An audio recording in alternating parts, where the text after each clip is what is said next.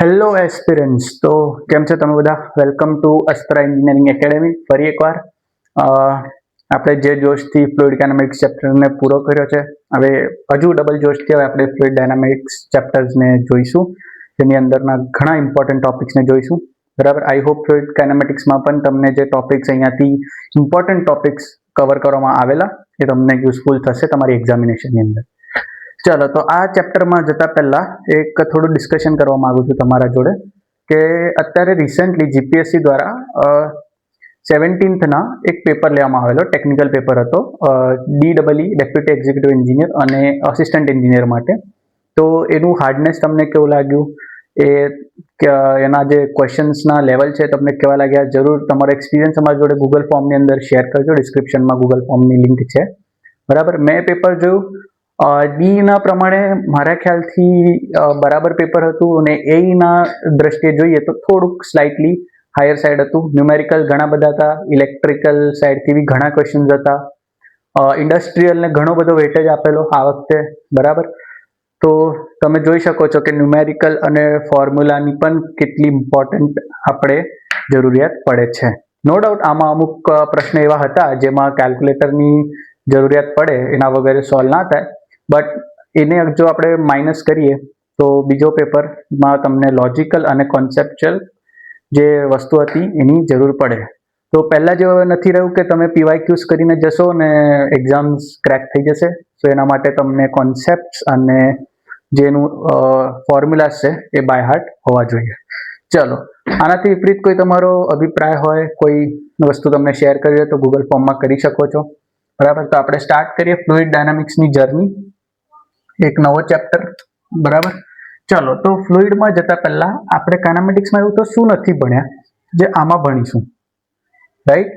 Fluid હવે આ chapter ભણવાની જરૂર શું પડી? કાઇનેમેટિક્સ આપણે ભણી લીધું છે, તો આ ચેપ્ટરની શું જરૂર છે? તો જો, કાઇનેમેટિક્સમાં આપણે શું ભણ્યા કે ફ્લોની પ્રોપર્ટી શું છે, વેલોસિટી શું છે, એક્સિલરેશન શું છે, વોર્ટિસિટી શું છે, રાઈટ? પણ આ ચેપ્ટરમાં આપણે શું ભણીશું? ફ્લુઇડ પર લાગતા વિવિધ જાતના ફોર્સિસ ને ફોર્સિસનો કોઝ, બંને વસ્તુ, વિવિધ લાગતા ફોર્સિસ અને ફોર્સિસના શું કોઝિસ થાય છે એ પણ આપણે અહીંયા જોઈશું. ચાલો, હવે જો આમાં પણ ઘણી બધી ઇક્વેશન્સ છે, બટ હું તમને એક ઓવરવ્યૂ આપું છું કે કેવી રીતની વસ્તુ છે. પછી ઇક્વેશન્સ આપણે જોઈશું. આ ઇક્વેશન્સ નથી, આ જસ્ટ થિયરિટિકલ તમને એક ઇન્સાઇટ આપું છું. જો કોઈ પણ ફ્લુઇડ હોય ને, જો એને આપણે એક શું કે જનરલાઇઝડ મોટામાં મોટું આપણે જોઈએ તેની ઉપર કેટલા ફોર્સિસ લાગતા હોય, તો એક લાગતો હોય પ્રેશર ફોર્સ. બરાબર. પછી ઓબ્વિયસલી રિયલ ફ્લુઇડને આપણે ડીલ કરીએ છીએ તો લાગતો હોય વિસ્કસ ફોર્સ.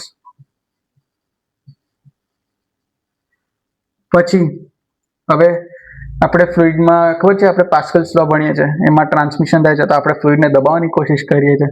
બરાબર. તો એમાં હજુ એક લાગતો હોય કમ્પ્રેસિબિલિટી ફોર્સ.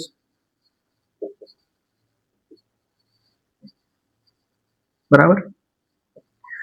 હવે આપણા બધા ઉપર આ ફોર્સ લાગતો હોય એવો ફોર્સ છે આ એક કોન્સ્ટન્ટ ફોર્સ, ગ્રેવિટેશનલ ફોર્સ અથવા ગ્રેવિટેશનલ ફોર્સ. બરાબર. અને હજી એક ફોર્સ લાગતો હોય જે ફ્લુઇડ એની અંદરના જે મોલિક્યુલર મુવમેન્ટ છે એના લીધે પોતાની જાતમાં જે ફોર્સ લગાડતો હોય છે એને કહેવાય ટર્બ્યુલન્ટ ફોર્સ. હવે આવું નથી કે ટર્બ્યુલન્ટ ફોર્સ લેમિનારમાં ના હોય, લેમિનારમાં પણ હોય, બટ એ નેગ્લિજિબલ અમાઉન્ટમાં હોય. બરાબર. બાકી મોલિક્યુલ્સ તો ત્યાં પણ અથડાતા હોય છે જ. બરાબર.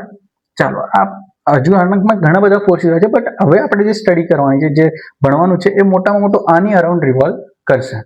બરાબર. હવે જો તમે આ બધા ફોર્સીસને કન્સિડર કરો તો તમારી જે સ્ટડી છે ડાયનામિક્સની એ બહુ જ ટફ બની જાય. એટલે બધા સાયન્ટિસ્ટે શું કર્યું કે એક એક ફોર્સ કાઢીને એને સ્ટડી કરતા ગયા. બરાબર. ને પછી એના પ્રમાણે આપણાને ઇક્વેશન્સ મળતી ગઈ છે. આમાં કઈ કઈ ઇક્વેશન્સ આવશે? જો આપણે એક આવશે રેનોલ્ડ્સ ઇક્વેશન, એક આવશે નેવિયર-સ્ટોક્સ ઇક્વેશન, એક આવશે બર્નોલી ઇક્વેશન, સોરી બર્નોલી તો એક્સટેન્ડેડ વર્ઝન છે, બટ એક આવશે યુલર્સ ઇક્વેશન. ચાલો, રેનોલ્ડ્સે શું કર્યું તો રેનોલ્ડ્સે સ્ટડી કર્યું જેમાં કમ્પ્રેસિબિલિટીની ફોર્સ 0 લઈ લીધો, બરાબર, આ નીકળી ગયું, બરાબર. તો રેનોલ્ડ્સની જે પણ ઇક્વેશન છે એમાં આટલા જ ફોર્સીસનો સમાવેશ થાય છે. પછી નેવિયર સ્ટોકે શું કર્યું, તો એણે શું કીધું કે મેં ટર્બ્યુલન્ટ ફોર્સ 0 કરી દઈશ. ઓકે, તો આ ટર્બ્યુલન્ટ ફોર્સ 0 કરી દીધો, આ જતું રહ્યું. નેવિયર સ્ટોકમાં તમને આનો જ સમાવેશ મળશે, આ બંને વસ્તુ નહીં મળે. અને યુલર્સે કીધું કે હું જે સ્ટડી કરીશ એ માત્ર ને માત્ર આઇડલ ફ્લો માટે કરીશ, આઇડલ ફ્લુઇડ માટે કરીશ. તો આઇડલ ફ્લુઇડમાં શું ના હોય, વિસ્કસ ફોર્સ ના હોય. તો આ કીધું કે મેં વિસ્કસ ફોર્સ સ્ટડી નહીં કરું.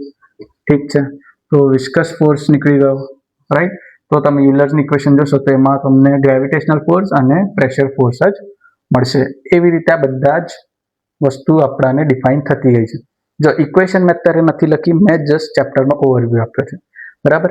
યુલર્સ ઇક્વેશનના એક એક્સટેન્ડેડ વર્ઝન છે જેમાં આપણે કહીએ છીએ બર્નોલ ઇક્વેશન, જે બહુ જ ઇમ્પોર્ટન્ટ છે. આને જો આપણે ડેરિવેટ કરીએ, બરાબર, તો બર્નોલીઝ ઇક્વેશન આવે. બર્નોલીઝ ઇક્વેશન શું કહે છે કે ભાઈ ફ્લુઇડની અંદર જેટલી પણ એનર્જી છે આપણે એમાં કંઈક એડ નથી કરી રહ્યા, એમાંથી કંઈક કાઢી નથી રહ્યા, તો એનર્જી જે પણ છે એ કોન્સ્ટન્ટ રહેશે, બરાબર. હા, એના ફોર્મ્સ બદલાશે, પ્રેશર, વેલોસિટી, એ બધું આપણે જોઈશું, બરાબર. ડેટમ ને એ બધું જોઈશું, ખાલી ઓવરવ્યૂ લઈ લઈએ. એનર્જી કોન્સ્ટન્ટ રહેશે. બર્નોલ ઇક્વેશન આપણે નહીં કહે છે, બરાબર. ચલો, તો બર્નોલ ઇક્વેશન આપણને મળી ગઈ. તો એનો યુઝ શું, તો બર્નોલ ઇક્વેશન પરથી આપણે 3 ડિવાઇસીસ બનાવ્યા, બરાબર. એક બનાવ્યું વેન્ચુરીમીટર, બરાબર. બીજું બનાવ્યું ઓરિફિસ મીટર અને ત્રીજું બનાવ્યું પિટોટ ટ્યુબ. હવે વસ્તુ આવી કે આ 3 બનાવવાની જરૂરિયાત શું પડી અને આ 3 કરે છે શું, બરાબર. જો એમાંથી વેન્ચુરીમીટર અને ઓરિફિસ મીટર ડિસ્ચાર્જ મેજર કરે છે અને પિટોટ ટ્યુબ જે છે એ વેલોસિટી મેજર કરવા કામ આવે છે, બરાબર. અને ચેપ્ટરના એન્ડિંગ તરફ જતા હું તમને એક નેવિયર સ્ટોક ઇક્વેશન પણ કહીશ, નેવિયર સ્ટોક ઇક્વેશન, બરાબર. તો આ રીતનો આપણો આ ચેપ્ટરનો ફ્લો ચાલવાનો છે. ઓકે, મુખ્યત્વે તમને ફોર્સીસ પહેલા કીધા, પછી કયા સાયન્ટિસ્ટે કયા ફોર્સને કાઉન્ટ નથી કર્યા, એ ઇક્વેશન્સમાંથી પછી છેલ્લી ઇક્વેશન્સ આપણા એકદમ સિમ્પ્લિફાઈડ વર્ઝનમાં યુલર્સ આવી. યુલર્સને આપણે ડેરિવેટ કર્યું તો આપણા પાસે બર્નોલી મળી.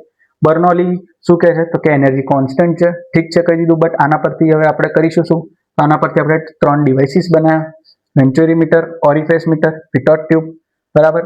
કામ શું આમનું, તો વેન્ચુરીમીટર અને ઓરિફિસ મીટર ડિસ્ચાર્જ મેજર કરે છે અને પિટોટ ટ્યુબ વેલોસિટી મેજર કરે છે, બરાબર.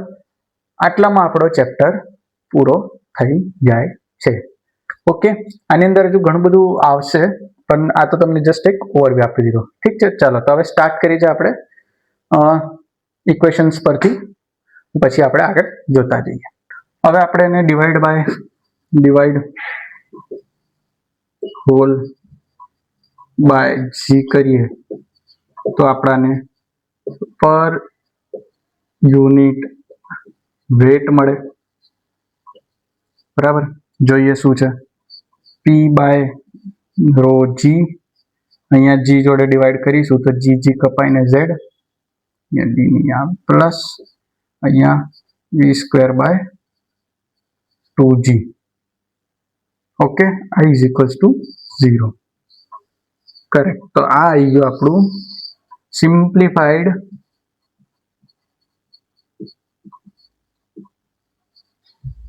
Bernoulli equation. પણ આ શું છે, પર યુનિટ વેટ. આ ઇમ્પોર્ટન્ટ છે, યાદ રાખજો, પર યુનિટ વેટ, બરાબર. હવે આનામાં જો તમને જોશો તો 3 કમ્પોનન્ટ મળશે, એક પી બાય રોજી, એક ઝેડ, એક વી સ્ક્વેર બાય 2g. શું છે કમ્પોનન્ટ, તો આ છે પ્રેશર હેડ અથવા પ્રેશર એનર્જી, આ ઝેડ છે ડેટમ હેડ અથવા પોટેન્શિયલ એનર્જી,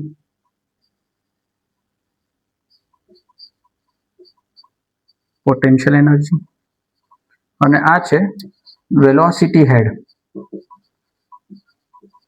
અથવા કાઇનેટિક એનર્જી. પ્રેશરના કારણે મળતી એનર્જી પ્રેશર હેડ, કોઈક હાઇટ અથવા કોઈ એલિવેશનના કારણે એમાં આવતી પોટેન્શિયલ એનર્જી એને કહેવાય ડેટમ હેડ અથવા potential energy.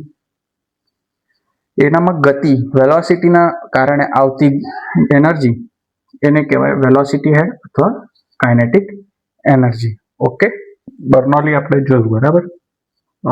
P/ρg plus v²/2g plus z is equals two 0. બરાબર. આમાં આપણે 3 કમ્પોનન્ટ જોયા: પ્રેશર હેડ, વેલોસિટી હેડ અને ડેટમ હેડ. બરાબર. પણ હવે આનામાં છે ને MCQsમાં તમને આનું અઝમ્પશન્સ પૂછશે. આપણે જો પહેલા સ્ટાર્ટિંગમાં જ આપણે જ્યારે એ કર્યું ચેપ્ટરનો ઓવરવ્યુ ત્યારે જ આપણે જોયું કે આ જે બર્નોલી ઇક્વેશન છે એ અમુક અઝમ્પશન્સ થાય છે, અમુક ફોર્સીસને નિગ્લેક્ટ કરી નાખી છે, અમુક કન્ડિશન્સને સ્પેસિફાય કરી નાખી છે. તો એ જનરલી MCQsમાં પૂછતા હોય છે કે what are the assumptions of Bernoulli theorem. પછી અમુક વાર એવું બી પૂછતા હોય છે કે what are not assumptions of Bernoulli theorem. બરાબર. આપણે જનરલી યાદ રાખીશું. જો પહેલું તો છે કે fluid flow must be steady. બરાબર. Flow is irrotational. પછી flow is incompressible.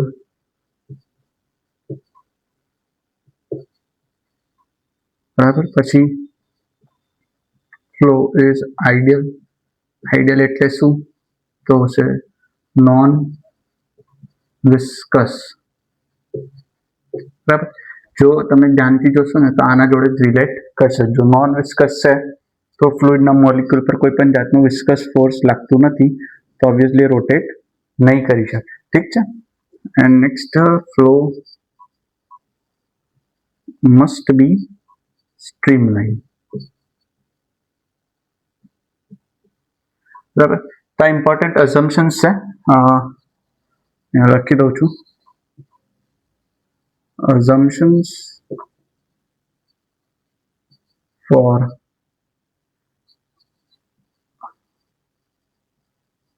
Bernoulli's equation. હવે તમે જોશો ને તો આ ઇક્વેશનમાં આ એનર્જીમાં આપણે કશે પણ ફ્રિક્શન ફોર્સનો ઉલ્લેખ કર્યો નથી, ફ્રિક્શન ફોર્સ કશે મેન્શન કર્યો નથી. આપણે ફ્રિક્શન ફોર્સને અકાઉન્ટમાં લીધેલું નથી. તો જનરલી આ સિમ્પ્લિફાઈડ બર્નોલી ઇક્વેશન જેમાં આપણે ફ્રિક્શન ફોર્સને નેગ્લેક્ટ કરીએ છીએ એને આપણે એક હજુ નામથી કહીએ. આને કહેવાય છે ક્લાસિકલ બર્નોલી ઇક્વેશન. તો સવાલ આવશે કે તો પછી આપણે જેમાં ફ્રિક્શનને કન્સિડર કરીએ છીએ એમાં શું હોય? તો આપણે જેને ફ્રિક્શનને કન્સિડર કરીએ છીએ ને એને આપણે કહીએ છીએ મોડિફાઈડ બર્નોલી ઇક્વેશન. એ આપણે નેક્સ્ટ ચેપ્ટર જ્યારે લેમિનાર ફ્લો, ટર્બ્યુલન્ટ ફ્લો જોઈશું ત્યારે આપણે ડિટેલમાં ફ્રિક્શન્સની વાત કરીશું કે ફ્રિક્શન્સનું પ્રકાર શું છે, કઈ રીતે એને કેલ્ક્યુલેટ કરે છે વગેરે વગેરે. બરાબર. બટ અત્યારે હાલ પૂરતું આ અઝમ્પશન્સ ઓફ ક્લાસિકલ બર્નોલી ઇક્વેશન છે. શું છે? સ્ટેડી હોવું જોઈએ, એટલે with respect to time any property change ન થવી જોઈએ. ઇરોટેશનલ હોવું જોઈએ, ઇનકમ્પ્રેસિબલ હોવું જોઈએ. પછી આઈડિયલ એટલે નોન વિસ્કસ હોવું જોઈએ, એમાં કોઈ પણ વિસ્કસ ફોર્સ ના હોવો જોઈએ અને સ્ટ્રીમલાઇન હોવી જોઈએ. રાઈટ. આ રીતના એના અઝમ્પશન્સ છે. અને હજી એક ઇમ્પોર્ટન્ટ વસ્તુ, આ જે ઇક્વેશન છે એ પર યુનિટ વેટ છે. હું તમને પહેલા પણ કીધેલું જ, બટ આઈ ગેસ આ ઇમ્પોર્ટન્ટ છે. જનરલી કેવું છે, સ્ટુડન્ટ્સ આ યાદ રાખતા હોય, બટ આ પર યુનિટ વેટ છે. આપણે હોલ ઇક્વેશનને ડિવાઇડેડ બાય જી કરેલું યાદ હોય તો ડિવાઇડેડ બાય જી એટલે પર યુનિટ વેટ મળશે. ઠીક છે. તો આ ઇમ્પોર્ટન્ટ છે, આ યાદ રાખવું પડશે ફોર MCQ પર્પઝ. બરાબર. ચાલો નેક્સ્ટ તરફ જઈએ આપણે. હવે આ બર્નોલીની એપ્લિકેશન શું છે, કયા કયા રીતના એના એપ્લિકેશનથી આપણે કયા કયા ડિવાઇસીસ બનાવી છે આપણે એ જોઈશું. આ નોટ કરવું હોય તો તમે કરી શકો છો, નહીં તો પછી આપણે ઇરેઝ કરીને આગળ વધ્યા. તો બર્નોલીથી આપણને 3 ડિવાઇસીસ મળે છે. આપણે જોયેલું ફર્સ્ટ છે વેન્ચુરી મીટર, સેકન્ડ છે ઓરિફિસ મીટર અને થર્ડ છે પીટર ટ્યુબ. તો ચાલો પહેલું આપણે વેન્ચુરી મીટર જોઈએ. જો સૌથી પહેલા તો આનું પર્પઝ યાદ રાખવાનું. વેન્ચુરી મીટર કરે છે શું? તો સર એ ફ્લો ડિસ્ચાર્જ મેજર કરે છે. ફ્લો ડિસ્ચાર્જ કેવી રીતે આપણે નોટ કરી ક્યુથી. શું હોય છે આ વેન્ચુરી મીટર? જો હવે આપણે વધારે ડિટેલમાં તો નહીં જઈએ, બટ જે ઇમ્પોર્ટન્ટ પોઈન્ટ છે એ આપણે સમજી લઈશું.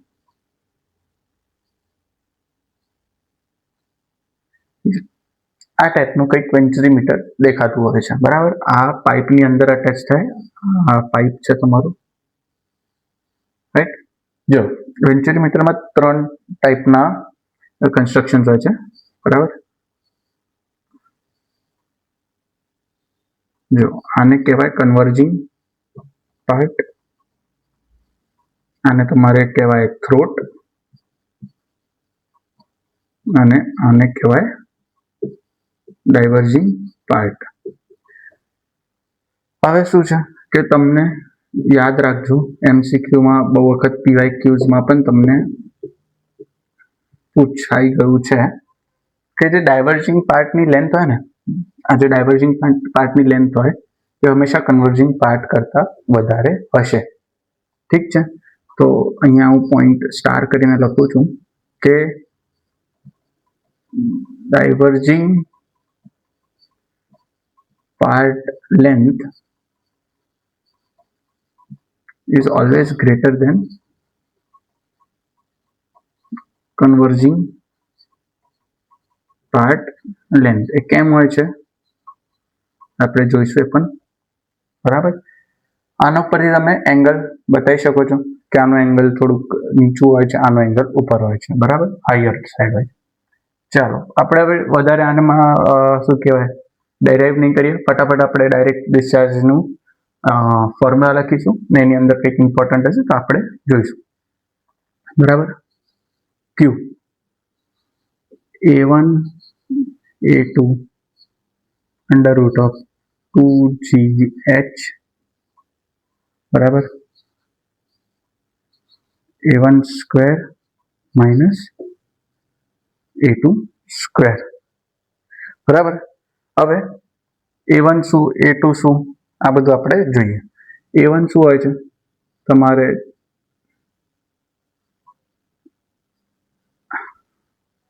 આ જેટલું ડાયામીટર છે કે તો આનો જેટલો એરિયા છે એ ક્રોસ સેક્શનલ એરિયા. A2 શું હોય? સોરી, A2 શું હોય? તો જે આપણે થ્રોટનું છે એ A2 લઈએ છે, બરાબર. ફ્લો આ ડાયરેક્શનમાં જાય છે. જો એ ડાયરેક્શનમાંથી આવે તો A2 એ થઈ જશે. ઓલરાઈટ. પછી A1 A2 ક્લિયર. 2 તો કોન્સ્ટન્ટ છે, G એટલે ગ્રેવિટેશનલ એક્સેલરેશન અને H. હવે H શું છે, બરાબર. જો H કેવી રીતે મળે? H કશું નથી. આ તમને ક્લિયર થઈ ગયું કન્વર્જિંગ ડાયવર્જિંગ પાર્ટ. તો મને જસ્ટ અહીંયા તમને H કાઢવા માટે કંઈક બતાવવું પડશે. જો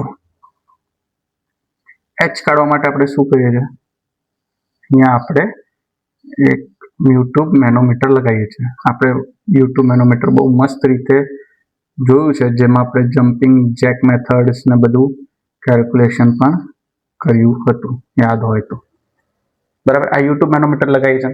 હવે જો લોજિકલી આપણે આને સમજીએ. જનરલી સ્ટુડન્ટ આને યાદ રાખતા હોય કે અહીંનું નીચે અહીંનું ઉપર લેવલ, એવું નથી. જો લોજિકલી શું છે, અહીંથી ફ્લુઇડ જાય છે, એરિયા કન્વર્જ થાય છે. તો તમે સમજી શકો છો કે આપણે પહેલા કન્ટિન્યુટીમાં જોયેલું કે A1 V1 is equals two A2 V2, અથવા આપણે એવું લખી શકીએ કે A1 V1 is equals two constant. તો આના ઉપરથી આપણે શું મળે? Area is inversely proportional to velocity. એટલે તમારે અહીંયા એરિયા આનો થાય છે, એરિયા કન્વર્જ થાય છે. એરિયા કન્વર્જ થાય છે તો વેલોસિટી શું થશે? વેલોસિટી વધશે, ઇન્ક્રીઝ થશે. વેલોસિટી ઇન્ક્રીઝ થશે તો બર્નોલી ઇક્વેશન પ્રમાણે જ્યારે 3 પ્રેશર હેડ, કાઇનેટિક હેડ અને ડેટમ હેડ જો કોન્સ્ટન્ટ હોય એ બધાના સમ, તો શું થશે કે વેલોસિટી જો વધી રહી છે, ડેટમ તો સેમ છે, હોરિઝોન્ટલ છે એટલે ડેટમને ભૂલી જાઓ. રહ્યું શું? પ્રેશર હેડ અને વેલોસિટી હેડ. જો વેલોસિટી હેડ વધી રહ્યું છે તો ઓબ્વિયસલી પ્રેશર હેડ ઘટશે, રાઈટ? ક્લિયર? ચાલો અગેન એરિયા ઓછો થયો, વેલોસિટી વધી તો પ્રેશર ઓછું થયું, બરાબર? તો પ્રેશર અહીંયા ઓછું હશે તમારે. ચાલો નેક્સ્ટ, પ્રેશર અહીંયા વધારે હશે તો ઓબ્વિયસલી અહીંનું મેનોમેટ્રિક ફ્લુઇડ રાઇઝ થશે અને અહીંનું મેનોમેટ્રિક ફ્લુઇડ ફોલ થશે, કારણ કે અહીંયા P1 is greater than P2. Why? So area A1 is greater than area A2. So V1 will be less than V2. Clear? આ 3 પોઈન્ટ ઠીક છે.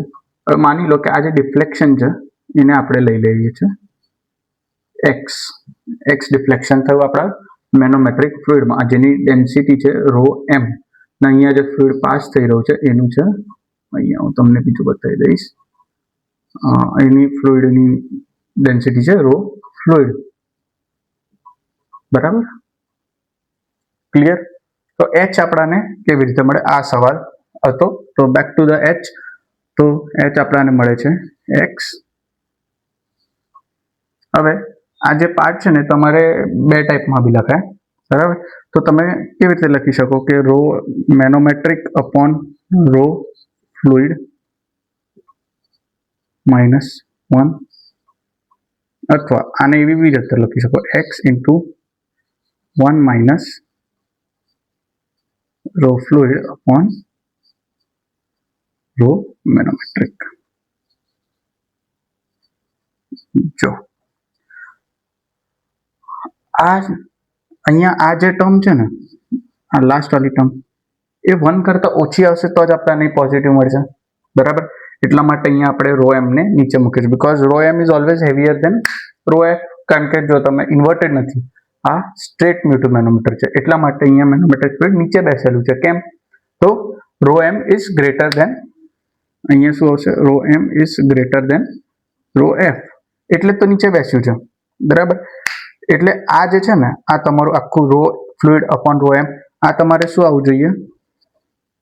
It should be less than 1, બરાબર? Less than 1. અને અહીંયા આ જે છે ને એ તમારે શું આવવું જોઈએ? 1 એમાંથી માઇનસ થવાનો છે, તો it should be greater than 1, બરાબર? આ તમારા ઉપર છે, તમે એને લોજિકલી યુઝ કરીને બી કે આપણે અહીંયા પોઝિટિવ વેલ્યુ જોઈએ, બીકોઝ h નેગેટિવ ના થઈ શકે, નહીં તો પછી વેક્યુમ પ્રેશર થઈ જાય અને મેનોમેટ્રિક ફ્લુઇડ આપણું અંદર એન્ટર થઈ જશે. બટ એવું પોસિબલ નથી, એટલા માટે આપણે શું કરવાનું કે ભાઈ જો 1 ને માઇનસ કરવું છે તો આ 1 કરતાં વધારે હોવું જોઈએ, ને 1 માંથી માઇનસ કરવાનું છે તો આ 1 કરતાં ઓછું હોવું જોઈએ, બરાબર? તમે આઈધર વેઝમાં લખી શકો છો, સેમ જ આવશે. સો આ રીતનું ક્યુ હોય છે. બટ આ શું છે યાદ રાખજો, આને આપણે શું કહેવાય? Theoretical discharge. કેમ? અગેન એ જ, બીકોઝ ફ્રિક્શન ફોર્સ કે ફ્રિક્શનના લીધે થતા લોસીસ આપણે આમાં કન્સિડર કરતા નથી, બરાબર?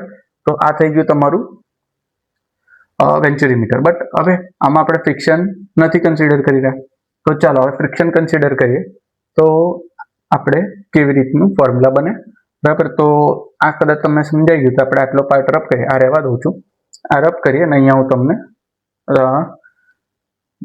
બતાવી દઉં છું કે શું હોય છે ફ્રિક્શન જો કન્સિડર કરીએ તો. ફ્રિક્શન આપણે કન્સિડર નથી કરતા, તો માની લો ક્યુ થિયોરિટિકલ છે. હવે આપણે ફ્રિક્શન કન્સિડર કરીશું તો ઓબ્વિયસલી આમાંથી કોઈક એનર્જી ફ્રિક્શનને ઓવરકમ કરવામાં જતી રહેશે, તો ડિસ્ચાર્જ આપણું ઘટી જશે. સિમ્પલ લોજિક, બરાબર? તો આપણે લોજિકથી પણ લખી શકીએ કે Q theoretical is always greater than Q actual, બરાબર? એકચ્યુઅલ ડિસ્ચાર્જ હંમેશા ઓછું હશે થિયોરિટિકલ કરતાં, કારણ કે એટલે તમે થિયોરિટિકલ કીધું કે ભાઈ આમાં કોઈ પણ જાતના લોસીસ નથી, બરાબર? પણ કેટલું ઓછું હોવું જોઈએ? તો જો Q actual is equals to CD into Q theoretical.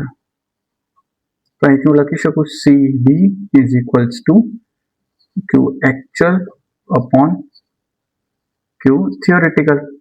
But આપણને ખબર છે કે theoretical is greater than actual, so અહીંયા શું થશે, જો આને અપ્લાય કરીશું તો આને આપણે એવું લખી શકાય કે CD is always less than 1. જો CD શું છે, સૌથી પહેલા તો આપણે એને લખી દઈએ કે કોએફિશિયન્ટ ઓફ ડિસ્ચાર્જ. એટલે જે પણ એનર્જી કે જે પણ ફોર્સીસ ફ્રિક્શનને ઓવરકમ કરવામાં જાય છે, જેના લીધે આપણને ડિસ્ચાર્જ ઓછું મળે છે, એને અકાઉન્ટમાં લાવવા માટે, એને અકાઉન્ટ કરવા માટે એક આપણે કોન્સ્ટન્ટ જોડે એને મલ્ટીપ્લાય કરીએ છીએ, એ છે CD. બરાબર. CD ને કેવી રીતે કરે, Q actual upon Q theoretical, પણ Q theoretical હંમેશા ગ્રેટર હોય વેન્ચુરીમીટરમાં, તો CD is always less than 1. બરાબર. પ્રેક્ટિકલી જોઈએ તો આની વેલ્યુ કેટલી હોય છે, અપ્રોક્સિમેટલી 0.98 to 0.99. બરાબર. તમે જોઈ શકો છો કેટલું એક્યુરેટ ડિવાઇસ છે, ટુ એક્યુરેટ, 0.98 to 0.99. બરાબર. Very very accurate. એટલા માટે ઓલમોસ્ટ Q actual ને Q theoretical ઇક્વલ આવે છે. 0.02 0.01 નો ડિફરન્સ આવે છે આમાં, એ પણ એનો ફેક્ટર્સનો, રાઈટ. તો તમે જોઈ શકો છો કે હાઉ એક્યુરેટ વેન્ચુરીમીટર ઇઝ. બટ આપણે જોઈ શકીએ છીએ કે જેટલી વસ્તુ એક્યુરેટ હોય એટલું શું હોય, કોસ્ટ વધારે હોય. બરાબર. એઝ એ એન્જિનિયર આપણે ખાલી આમાં જ ફોકસ નથી કરવાનું, આપણે એ પણ જોવાના છે કે જો આપણે કંઈક ઇન્સ્ટોલ કરીએ છીએ તો આપણા પોતાના પોકેટમાંથી કેટલા જાય છે. બરાબર. બધી વસ્તુને ધ્યાનમાં રાખીને સક્સેસફુલ રિઝલ્ટ આપે એને જ તો એન્જિનિયર કહેવાય. બરાબર. સો આપણે ફક્ત આના પાછળ રન નથી કરવાનું, કોસ્ટ પણ એક છે. તો વેન્ચુરીમીટર એક કોસ્ટલી ડિવાઇસ છે. બરાબર. તો નાના મોટા એપ્લિકેશન્સ માટે આટલું કોસ્ટલી આપણે વાપરીએ તો આપણાને ઇકોનોમિકલ ના પડે. પેલું કહેવાય ને, સોના કરતાં ઘડામણ વધારે થઈ જાય. બરાબર. તો આ રીતનું હોય છે. જ્યાં બહુ જ એક્યુરેટ આપણે જે રિસર્ચ લેબોરેટરીઝ હોય છે કે જ્યાં આપણને ડેટા એકદમ એક્યુરેટ જોઈતા હોય છે, જ્યાં મિનિમમ એરર જોઈતી હોય છે કે એરરનું આપણને જરા પણ આપણે એ જ નહીં કરી શકીએ. બરાબર. ત્યાં આપણે વેન્ચુરીમીટર યુઝ કરીએ છીએ. બટ જો રોજે જ તમારે કશે યુઝ કરવું હોય તો વેન્ચુરીમીટર તમને કોસ્ટલી પડે છે. બરાબર. તો હવે વેન્ચુરીમીટર કોસ્ટલી પડ્યું તો હવે શું કરવાનું, તો આપણે એક નવું ડિવાઇસ લઈ આવ્યા જેને કહેવાય છે ઓરિફિસ મીટર. બરાબર. ચાલો ઓરિફિસ મીટર જોઈએ. આમાંથી કંઈક લાગે છે તો note it, otherwise we will revise it. આપણે જોઈએ છે ઓરિફિસ મીટર. એકચ્યુઅલી તમને કહું, ઓરિફિસ મીટર કંઈ કામ રોકેટ સાયન્સ નથી. આપણે એઝ એન્જિનિયર થોડુંક આમાં મગજ લગાડ્યું અને આપણા આજુબાજુની દુનિયામાંથી જ આપણે ઓરિફિસ મીટર શોધી લીધું. તમારા ઘરે પણ ઓરિફિસ મીટર છે, ખબર છે કયું? તો તમે કોઈ પણ ફાસ્ટનર જોયા છે ને, નટ બોલ્ટ કે એમાં એક વોશર હોય છે, ખબર છે વોશર કેવું દેખાય? તો વોશર એક આવું સર્ક્યુલર પાર્ટ હોય છે જેની અંદર એક હોલ હોય છે. બરાબર. અહીંયા હોલ હોય છે. બસ આ જ ઓરિફિસ મીટર છે. આ જ ઓરિફિસ મીટર છે. ચાલો આ નથી જોયું તો CD જોઈએ છે. પહેલા CD પ્લેયર આવતા હતા, એમાં CD આપણે મૂકતા હતા, કેસેટ તો ના કહેવાય, બટ CD DVDs. બરાબર. તો એ પણ આવી જ રીતે હોય છે. તો એ પણ ઓરિફિસ મીટર જ થયું. ઓકે. ચાલો તો હવે જોઈએ શું કે છે. આ એનો ફ્રન્ટ પાર્ટ છે. બરાબર. જો આને સાઈડ પાર્ટ કરું ને કોઈ ટ્યુબની અંદર પ્લેસ કરી દો, આ ટ્યુબ છે એની અંદર આ વોશરને મૂકી દઉં તો તમને સાઈડમાંથી કેવું દેખાશે એ આપણે જોઈએ છે. ફ્રન્ટમાંથી તો તમને આ ક્લિયર છે કે આવી રીતે દેખાશે, આમાં અંદર વોશર છે. તો હવે આવી રીતે આપણે ટ્યુબને જોઈએ છે તો કેવી રીતનું દેખાશે. આ તમારી ટ્યુબ થઈ ગઈ, એની અંદર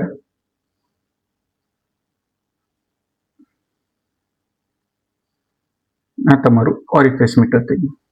આ જે વચ્ચેનો હોલ છે એ આ સેક્શન છે. બરાબર. ચાલો તો જો શું થાય છે, તમે પોતે આમાં જોઈ શકો છો કે સપોઝ ફ્લુઇડ ફ્લો આવે છે આ રીતનું. બરાબર.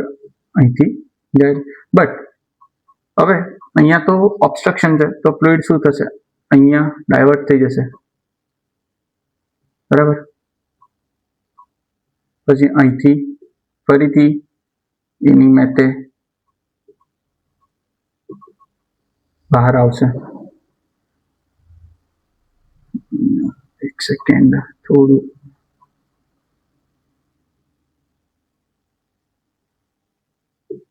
ઓકે ચાલો ક્લિયર ફ્લુઇડ આવે છે કોન્ટ્રાક્ટ થાય છે ને પછી જાય છે અહીંયા એક થોડુંક હજુ એક કોન્સેપ્ટ આવે છે કોએફિશિયન્ટ ઓફ કોન્ટ્રાક્શન શું હોય છે જોઈએ સૌથી પહેલા તમને ખબર છે આ A1 બરાબર જેવી રીતે આપણે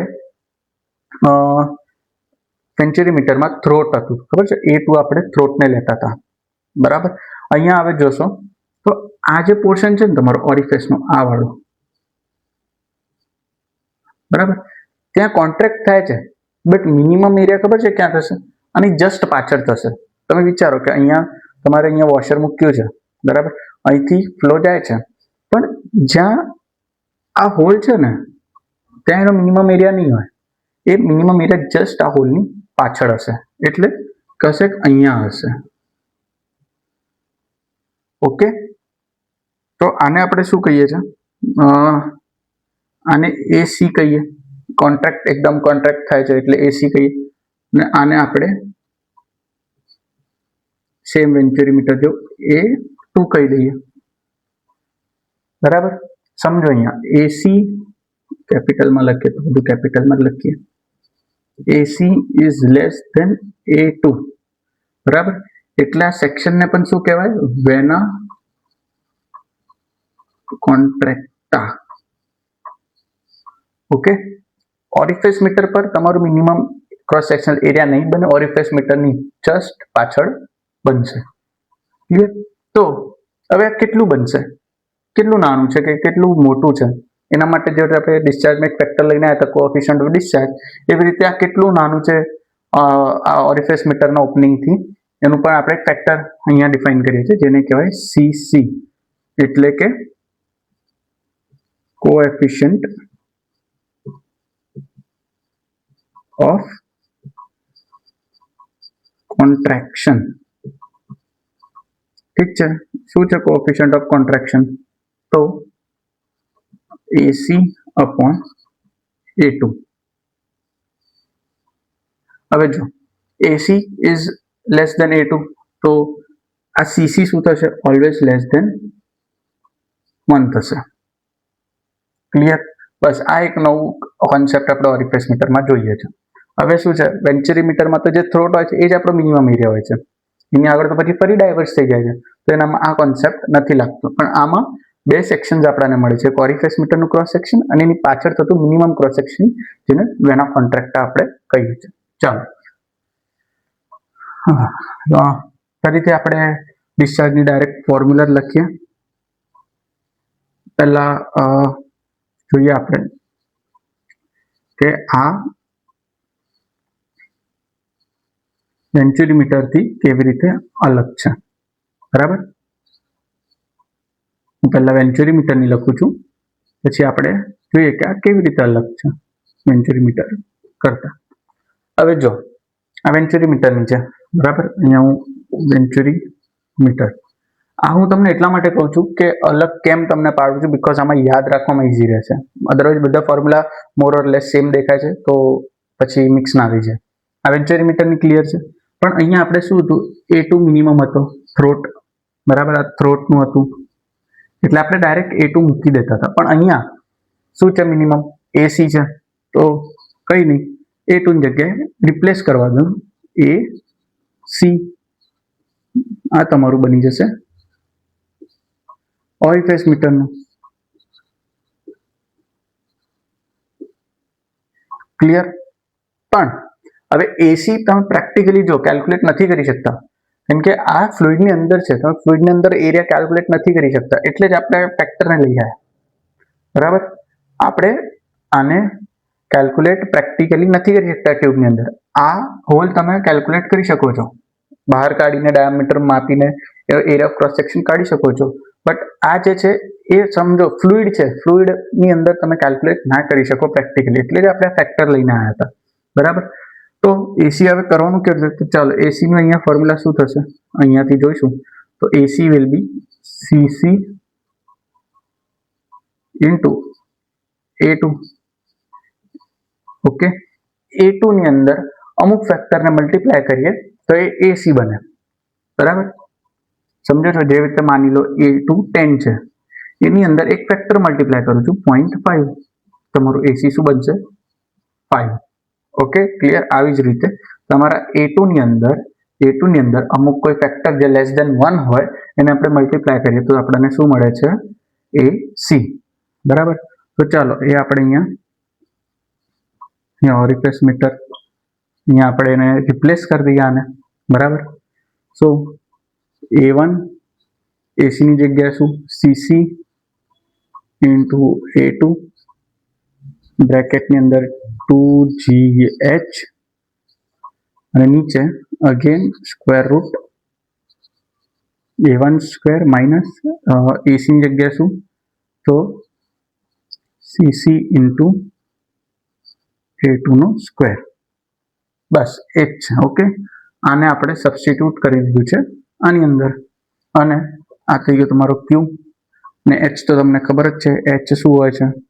X into rho M upon rho fluid -1 और x into 1 minus rho fluid upon rho M. ઠીક છે, સેમ આપણે અહીંયા યુટ્યુબ લગાડીએ છીએ, યુટ્યુબ મેનોમીટર લગાડીએ છીએ, રિફ્લેક્શન કેલ્ક્યુલેટ કરીએ છીએ. બરાબર, જેને આપણે માની લો x કહીએ. બરાબર, તો એ રીતનું આપણે ને જો હવે આ ક્યાંથી આવ્યું? તમને એવું લાગતું હશે કે આ ક્યાંથી ફોર્મ્યુલા આવ્યો, આ ક્યાંથી આવ્યો, આ ક્યાંથી આવ્યો? આ બધા જ ફોર્મ્યુલા છે ને બર્નોલીઝમાંથી જ આવ્યા છે. બર્નોલી આપણે જે ઇક્વેશન્સ કરીને આપણે બસ આ 0.1 અને 0.2 પર અપ્લાય કરીશું તો આ બધા જ ઇક્વેશન આપણને મળતા જશે 1 બાય 1 બાય 1 બાય 1. પહેલા આ મળશે, પછી આ મળશે. બરાબર, પછી આની વેલ્યુ આપણે આમાં મૂકીશું. તો આ બધું બર્નોલીથી જ આવે છે, બટ એ બધું ડિરાઈવ કરવા માટે આપણે ફાઉન્ડેશન ક્લાસમાં જવું પડે. અહીંયા ક્રેશ કોર્સમાં આપણે જસ્ટ ઓવરવ્યૂ અને જસ્ટ આપણે MCQ સોલ્વ કરવાથી જ મતલબ છે. બીકોઝ આ એઝ્યુમ છે કે તમે ઓલરેડી આ એકવાર ગોથ્રુ કરેલું હોય છે, બટ સ્ટીલ હું સમજાવતો જાઉં છું જેથી થોડું બ્રશઅપ થતું જાય ને જો કશે તમારી ગ્રીપ લૂઝ થતી હોય આ ફોર્મ્યુલાઝની તો એ ફરીથી તમને ગ્રીપ મળી જાય. બરાબર, તો આ થઈ ગયું. સેમ અહીંયા CD ફરીથી જો આ થિયોરિટિકલ છે. બરાબર, જેમાં ફ્રિક્શન નથી. સેમ અહીંયા CD આવશે, Q actual upon Q theoretical. બરાબર, બટ હવે તમને યાદ હોય તો આપણે ઓરિફિસ મીટર કેમ ડિસ્કવર કરેલું? બીકોઝ સીડીની વેલ્યુ વેન્ચ્યુરી મીટરમાં બહુ જ હાઈ હતી, જેના લીધે એક્યુરેટ બહુ જ એક્યુરેસી વાળું ડિવાઇસ થઈ જતું હતું, જેના લીધે એનો કોસ્ટ પણ વધી જતો. તો અહીંયા CD કેટલું હશે? તો ઓબ્વિયસલી હવે એના કરતાં લેસ એક્યુરેટ ડિવાઇસ છે તો CD ઓબ્વિયસલી ઓછું હશે. તો CD ની વેલ્યુ અહીંયા 0.67268 હોય છે. બરાબર, આપણને MCQમાં પૂછાય છે. Got it? એટલા માટે CD ની વેલ્યુ લો છે, એટલા માટે આ થોડું લેસ એક્યુરેટ છે ને આપણે રોજના એમાં એપ્લિકેશનમાં યુઝ કરી શકીએ છીએ. બરાબર, વેન્ચ્યુરી મીટરનું CD હાઈ છે એટલે એક્યુરેટ છે, એટલે કોસ્ટલી પણ છે. હવે આમાં તો શું કોસ્ટલી હોય? સિમ્પલ આપણે વોશર અથવા સીડીનું જે એક્ઝામ્પલ લઈ લે તો એમાં તો શું કોસ્ટલી? ઓકે, બટ પછી તમને ખબર પડશે કે અહીંયા જે એડિસ ફોર્મ થાય છે, બરાબર, એના લીધે લોસીસ વધારે થાય છે. અહીંયા એડિસ ફોર્મ થાય છે, એના લીધે લોસીસ વધારે હોય છે તો CD ઓછું હોય છે, એક્યુરેસી લો હોય છે. આ પોર્શનમાં તમારે એડિસ ફોર્મેશન થશે. ચાલો, ક્લિયર? Orifice metre clear? હવે આપણે પિટોટ ટ્યુબ તરફ જઈએ. બરાબર, જે બર્નોલીના એપ્લિકેશનમાં થર્ડ મોસ્ટ ડિવાઇસ છે એ આપણે ફિનિશ કરીશું. આમાંથી કંઈક લખવું હોય તો લખી શકો છો, અધરવાઇઝ આપણે ઇરેઝ કરીએ. તો બર્નોલીઝ ઇક્વેશન, પિટોટ ટ્યુબ.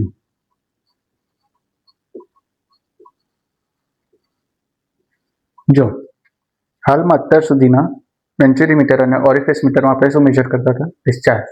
બરાબર, પિટોટ ટ્યુબ આપણને શું મેજર કરીને આપે છે? વેલોસિટી. રાઈટ, વેલોસિટી મેજર કરીને આપે છે. જો પિટોટ ટ્યુબ શું છે? એક ટ્યુબ જ છે, ફક્ત એક એલ આકારની ટ્યુબ છે, બીજું કંઈ જ નથી. બટ એનામાં ખાસિયત શું છે? તો એક ક્રોસ સેક્શન પર એની બહુ જ બ્યુટીફુલ પ્રોપર્ટી છે, એ આપણે જોઈશું. જો ફોર એક્ઝામ્પલ આ ટ્યુબ છે, બરાબર, આની અંદર ફ્લુઇડ જઈ રહ્યું છે. તો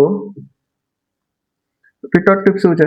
એક એલ આકારની ટ્યુબ છે, રિવર્સ એલ આકારની ટ્યુબ છે. બટ આ ટ્યુબ કેવી છે? આનો જે ફ્રન્ટ પાર્ટ છે ને એ કોન્ટ્રાક્ટેડ છે, આવી રીતે, બરાબર, એ કોન્ટ્રાક્ટેડ છે. આ જેની સૌથી ઇમ્પોર્ટન્ટ ખાસિયત છે, આવી રીતે કોન્ટ્રાક્ટેડ છે. કેમ કોન્ટ્રાક્ટેડ છે એ પણ આપણે સમજીએ, બરાબર, ક્લિયર? આ તમારી છે પિટોટ ટ્યુબ. જો આપણે આ જે ટ્યુબ છે ને એનું જસ્ટ આ એન્ટ્રન્સ પછીનો જે પોઈન્ટ છે, આ પોઈન્ટ જે મેં હાઇલાઇટ કર્યો છે, એને શું કહેવાય? સ્ટેગ્નેશન હેડ. સ્ટેગ્નેશન પોઈન્ટ. કેમ સ્ટેગ્નેશન પોઈન્ટ? શું હોય છે સ્ટેગ્નેશન પોઈન્ટ? યાદ રાખજો, કોમન. આ તમને પાવર પ્લાન્ટમાં પણ આની ડેફિનેશન કામમાં આવશે, સમજવામાં કામમાં આવશે. સ્ટેગ્નેશન પોઈન્ટ એક એવો પોઈન્ટ હોય છે જ્યાં વેલોસિટી તમારી ઝીરો થઈ જાય છે, ઝીરો, બરાબર. ફરીથી કહું છું, સ્ટેગ્નેશન પોઈન્ટ એક એવો પોઈન્ટ છે જ્યાં તમારી વેલોસિટી શું થઈ જાય છે? ઝીરો, બરાબર, ક્લિયર? એટલા માટે આ પિટોટ ટ્યુબની આ પોઈન્ટના લીધે એપ્લિકેશન બહુ જ ખાસ બની જાય છે. સમજી ગયા? હવે સ્ટેગ્નેશન પોઈન્ટ ક્લિયર હોય તો પછી આગળ જઈએ. હવે સમજો, હું અહીંયા છે ને બર્નોલી લખું છું. આપણે આને થોડુંક ડિટેલમાં સમજીએ શું હોય છે એકચ્યુઅલમાં. લોકો આને સ્ટુડન્ટ્સ આને ગોખી નાખે છે કે અહીંયા આટલું ફ્લુઇડ રેસ થશે તો આ કે આનું આપણે હાઇટ લઈ લઈશું. પણ કોઈ તમને પૂછે આ ફ્લુઇડ કેમ રેસ થાય છે તો શું કહેશો? આપણે સમજો, કોન્સેપ્ટ સમજીએ તો યાદ રાખવાની જરૂર ના પડે. ચાલો, હું છે ને અહીંયા બર્નોલી ઇક્વેશન લખું છું. સમજો, હવે આ બધા જ પોઈન્ટ પર ડેટમ તમારું સેમ છે. માની લો ડેટમ હોય h, અથવા h આપણે બીજા યુઝ કરીશું, ડેટમ હોય a. તો ડેટમ તો બધે સેમ છે, તો ડેટમ આપણે પિક્ચરમાં લઈએ નહીં. રહી વાત પ્રેશર હેડ અને કાઇનેટિક હેડની. હવે આ સ્ટેગ્નેશન પોઈન્ટ પર, એટલે એટ સ્ટેગ્નેશન પોઈન્ટ વેલોસિટી શું થઈ જાય છે? ઝીરો. તો જો ડેટમ સેમ છે, ડેટમમાં કોઈ ફેરફાર નથી. આ થઈ જાય છે તમારે ઝીરો, બરાબર. હવે ત્રણેયનો સમ એ તો કોન્સ્ટન્ટ રહેવાનો છે. તો જો આ ઝીરો થઈ જાય તો પ્રેશર એનર્જી તમારી વધી જાય કે ના વધી જાય? વેલોસિટી તમારી ઝીરો થઈ જાય તો પ્રેશર એનર્જી વધી જાય. આને હજુ સારી રીતે જો આપણે કહીએ ને તો શું થાય છે કે આ પોઈન્ટ પર જેટલી પણ કાઇનેટિક હેડ છે, જેટલું પણ કાઇનેટિક હેડ છે એ કન્વર્ટ થઈ જાય છે, પતી નથી જતું, કન્વર્ટ થઈ જાય છે પ્રેશર હેડમાં, બરાબર. કારણ કે આપણે એ જ સિદ્ધાંત પર, એ જ પ્રિન્સિપલ પર બર્નોલી ઇક્વેશન લાગુ કરેલી કે energy can not be created, can not be destroyed, but it can be converted from one form to another. તો આ પોઈન્ટ પર આપણે one form to another convert કરી, velocity to pressure head. Okay, તો હવે જો પ્રેશર આનું વધી ગયું, પ્રેશર વધી ગયું તો તમારે આ જે ફ્લુઇડ છે એ અમુક હાઇટ સુધી રેસ કરશે પિટોટ ટ્યુબની અંદર, બરાબર. આ હાઇટ માની લો h છે, અમુક હાઇટ સુધી રેસ. આપણે યુટ્યુબ મેનોમીટરમાં જોયેલું ને કે જે સાઈડનું પ્રેશર વધારે હોય, બરાબર, એ સાઈડનું નીચે ડીપ થાય. જો અહીંનું પ્રેશર માની લો P1 છે, એનું પ્રેશર માની લો P2 છે, ને હું એવું કહું છું જો P1 is greater than P2 તો ઓબ્વિયસલી P1 ગ્રેટર છે એટલે એને પુશ કરશે, તો અહીંથી નીચે જશે તો અહીંથી ઉપર રાઇઝ કરશે. એવી જ રીતે જો અહીંયા પ્રેશર બહુ જ વધારે છે બાકી કરતા, તો એ પુશ કરશે, જે રીતે અહીંયા પુશ કરેલું તો અહીંયા એ ઉપર રાઇઝ થશે. તો માની લો કે h હાઇટ સુધી રાઇઝ થઈ ગયું. હવે આ તો ક્લિયર થયું કે કેમ રાઇઝ થયું, ક્લિયર? આ ઇમ્પોર્ટન્ટ કોન્સેપ્ટમાં સ્ટેગ્નેશન પોઈન્ટ પર વેલોસિટી ઝીરો થઈ, વેલોસિટી ઝીરો થઈ તો જેટલું પણ કાઇનેટિક હેડ હતું એ શેમાં કન્વર્ટ થયું? પ્રેશર હેડમાં. એટલે આ પોઈન્ટ પર kinetic head is zero, pressure head is increased, ને એ જ પ્રેશર હેડના લીધે આ જે હાઇટ છે આપણને મળે છે. ક્લિયર? આટલું સમજી ગયા? ચાલો, તો હવે માની લો કે આ જ લેવલમાં કેમ તો આપણાને ડેટમની મગજમારી ના મળે. આ જ લેવલ પર હું એક પોઈન્ટ લઉં છું, બરાબર. આ પોઈન્ટ હું કહું છું 1 ને આ પોઈન્ટને આપણે લઈએ છીએ 2. આ પોઈન્ટ 1ની ટ્યુબથી તમે જોશો તો ફોર એક્ઝામ્પલ આ એક્સ ડેપ્થ પર છે, એક્સ ડેપ્થ પર નીચે છે, બરાબર. આને હટાવી દઈએ. હવે આની જરૂર નથી, કારણ કે આ એક્સ ડેપ્થ પર આપણે પીટોટ ટ્યુબ પ્લેસ કરી છે, એવું પણ કહી શકીએ. તો ચાલો હવે આટલું આપણે સમજી જ ગયા છે. તો પોઈન્ટ 1 અને પોઈન્ટ 2 પર હવે આમાં હું તમને કહું કે આપણે કેવી રીતે બર્નોલી લગાડીએ છીએ અને બર્નોલીથી કેવી રીતે આપણને પીટોટ ટ્યુબ પર મળે છે. તો ચાલો 1 અને 2 ના વચ્ચે ફટાફટ હવે થોડું કરીશું, જેનાથી ટાઈમ આપણો ઓછો થાય. P1 શું થશે? તો રો જી એક્સ, કારણ કે ડેપ્થ એક્સ છે. P1 અપોન રો જી શું થશે? તો એક્સ થશે, રાઈટ. જો ફર્સ્ટ P1 બાય રો જી જે આપણે બર્નોલી કરીએ છીએ 2G plus Z1 is equals to P2 by rho G plus V2 square by 2G plus Z. એક જ હોરિઝોન્ટલ લાઇનમાં છે એટલે આપણે આ Z ઘટી જશે, એટલે જ આપણે પર્પઝલી એને એક જ હોરિઝોન્ટલ લાઇનમાં જેનાથી આપણે કેલ્ક્યુલેશન ઇઝી થઈ શકશે. P1 બાય રો જી આપણે જોયું કે x છે. V1 જે ફ્લુઇડના અંદર વેલોસિટી છે, ટ્યુબના અંદરના ફ્લુઇડની એ વેલોસિટી હેડ. P2 સેમ આવી જ રીતે P2 શું થશે? જો x તો છે પણ h પણ છે. આ પોઈન્ટનું પ્રેશર કેટલું થશે? h પ્લસ એક્સ, બરાબર. તો rho g h plus x. So P2 by rho g શું થશે? h પ્લસ એક્સ, બરાબર. તો h પ્લસ એક્સ. હવે V2 પણ 2 પોઈન્ટ તો કહેજો સ્ટેગ્નેશન પોઈન્ટ છે, તો વેલોસિટી શું થશે? 0. તો આ થઈ જશે 0. અહીંયા જો તમને લખીને આપું છું સ્ટેગ્નેશન પોઈન્ટ, જેથી તમને રેફરન્સ પણ મળી જાય. સ્ટેગ્નેશન પોઈન્ટ. આને ઓપન કરીશું તો શું થશે? આને ઓપન કરીએ આપણે બ્રેકેટ, તો એક્સ આ બાજુ થશે એટલે માઇનસ એક્સ થઈ જશે. So plus x minus x cancel out. V1 square by 2G is equals to h, જ્યાંથી આપણને V1 શું મળશે? Under root of 2GH. આવી રીતે આપણને વેલોસિટી ફાઇન્ડ આઉટ કરીને આપે છે. કોણ? તો પીટોટ ટ્યુબ. ઓકે, ચાલો. પણ ફરીથી એ જ વસ્તુ, અહીંયા આપણે કશે પણ ફ્રિક્શનનો ઉલ્લેખ કર્યો નથી, કે હું કશે ફ્રિક્શન વર્ડ બોલ્યો નથી. તો આ તમારી કઈ વેલોસિટી થઈ? થિયોરિટિકલ. બટ જ્યારે ફ્રિક્શનને આપણે લઈશું અકાઉન્ટમાં તો ઓબ્વિયસલી વી એકચ્યુઅલ, તમારી જે એકચ્યુઅલ વેલોસિટી હશે એ થોડીક ઓછી હશે વી થિયોરિટિકલ કરતાં. પણ કેટલી ઓછી કે કેટલી વધારે? તો એના માટે આપણે અહીંયા એક હજુ એક ફેક્ટર ઇન્ટ્રોડ્યુસ કરીએ છીએ, જેને કહીએ છીએ CV is equals to V actual upon V theoretical. CV શું છે? તો કોએફિશિયન્ટ ઓફ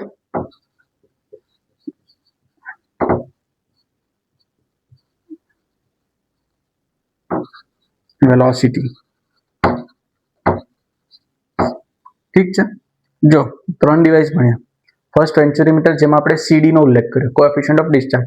સેકન્ડમાં CD તો હતું જ, કારણ કે ડિસ્ચાર્જ આપણે કેલ્ક્યુલેટ કરી છે, પણ એની સાથે બે એરિયાને રિલેટ કરતો CC આપણે જોયું, કોએફિશિયન્ટ ઓફ કોન્ટ્રાક્શન, જે થ્રોટ અને વેના કોન્ટ્રાક્ટાના એરિયાને રિલેટ કરતું હતું. ને થર્ડ, આમાં ડિસ્ચાર્જ કેલ્ક્યુલેટ નથી કરતા, એટલે કશે પણ CD નહીં આવે, CC પણ નહીં આવે, તો એટલે કોએફિશિયન્ટ ઓફ વેલોસિટી.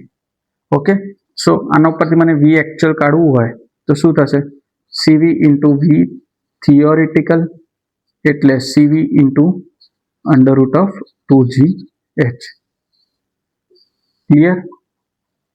ઠીક છે. આ આપણે પીટોટ ટ્યુબનું પૂરેપૂરું અહીંયા આપણે જોયું. રીઝન એક જ હતું કે એચ કેવી રીતે અટેન થાય છે એ સમજવું ને જાણવું બહુ જ જરૂરી છે. ડાયરેક્ટ ગોખી નથી નાખવાનું કે એચ આવ્યો એટલે આ રીતનું હોય, બરાબર. જો હવે આપણે 3 ફેક્ટર્સ જોયા, CD, CC, CV. એક નાનકડું રિલેશન છે જે આ ત્રણેય ફેક્ટર્સને કોરિલેટ કરે છે. અહીંયા હું બોક્સ કરીને લખું છું, કારણ કે આ બહુ જ ઇમ્પોર્ટન્ટ છે ફ્રોમ MCQ પોઈન્ટ. યાદ રાખવું પડશે ગમે તે રીતે, પણ ઇઝી છે, બરાબર. શું છે? ત્રણેય ફેક્ટરને જો આપણે લઈએ તો CD is equals to CC into CV. D એટલે ડિસ્ચાર્જ, સી એટલે કોન્ટ્રેક્શન, વી એટલે વેલોસિટી. ઘણીવાર નાના નાના ઇઝી ન્યુમેરિકલ્સ પણ પૂછાય, જેવી રીતે જો તમને એચ આપી દીધો હોય તો તમે વી થિયોરિટિકલ કાઢી શકો. તમને સીસી સીવી આપ્યું હોય, સીસી અને સીડી આપ્યું હોય તો તમે સીવી કેલ્ક્યુલેટ કરી શકો અને તમને પૂછશે ભાઈ વેલોસિટી એકચ્યુઅલ કેટલી છે, તો એચ પરથી તમે થિયોરિટિકલ કાઢ્યું, સીસી અને સીડી માંથી તમને સીવી મળશે ને આને તમે મલ્ટીપ્લાય કરશો તો તમને વી એકચ્યુઅલ મળી શકે છે. આવી રીતે નાના નાના ન્યુમેરિકલ્સ પણ પૂછાય અને ઘણીવાર ડાયરેક્ટલી પણ આ પૂછાઈ શકે છે. બરાબર, પ્રીવિયસ યર ક્વેશ્ચન્સમાં પણ આ ઘણીવાર પૂછાઈ ચૂક્યું છે. બરાબર, આના પછી તમે અલગ અલગ કહે કે સીવીનું શું થશે, સીસીનું શું થશે, સીડીનું શું થશે. બરાબર, તો આવી રીતે આપણે 3 ડિવાઇસ પૂરેપૂરા કવર કર્યા છે, વેન્ચુરીમીટર, રિફેસ મીટર અને પીટોટ ટ્યુબ. એની આગળ આપણે બધા ઇક્વેશન જોયા, બર્નોલી કેવી રીતે આવ્યું, ફોર્સીસ જોયા, એઝમ્પશન્સ જોયા. બરાબર, હવે આ ચેપ્ટરનો લાસ્ટ ફેઝ છે જેમાં આપણે અમુક મિસેલિનિયસ ટોપિક છે, જેવી રીતે તમને નેવિયર સ્ટોક્સ તમને આપવાનું કીધું હતું તો નેવિયર સ્ટોક ઇક્વેશન્સ તમને લખાઈશ. બરાબર, અને અમુક ઇમ્પોર્ટન્ટ ઇક્વેશન્સ છે, સ્ટેટમેન્ટ છે, એ પણ આપણે જોઈશું, એટલે આ ચેપ્ટર પછી આપણે ઓવર કરીએ. બરાબર, તો આમાંથી કંઈક લખવું હોય તો તમે લખી શકો છો, અધરવાઇઝ ઇરેઝ કરી